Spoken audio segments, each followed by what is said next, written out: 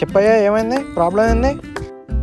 రోజుకి ఎన్నిసార్లు అన్నం తిన్నా ఆకలి అవుతుంది సార్. రోజుకి 5 సార్లు అన్నం తిన్నా ఆకలి అవుతుంది. మళ్ళీ కడుపులో ఎలుకలు పరిగెడుతున్నాయి. ఆపరేషన్ అయితే వద్దు సార్, ఏదో ఒకటి చేసి నా ప్రాబ్లమ్స్ సాల్వ్ చేయండి.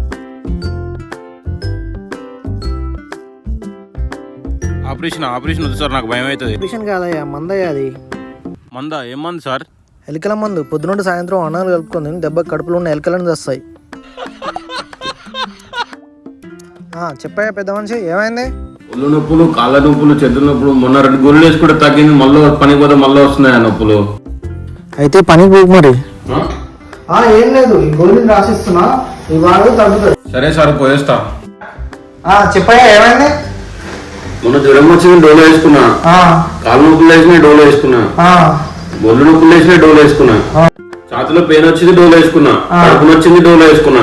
ఎందుకే డోలో అది మన సన్నీ అన్నిటికి డోలో వేసుకోవడానికి. నీళ్ళంటే 100 మంది ఉంటుంది కదా, కంప్యూటర్ బిందాస్ ఉంటాడు. ఒకసారి డోలో వీళ్ళు వాడకు, వేరే టాబ్లెట్ రాస్తున్నా, ఇవే వాడిగా, సరేనా?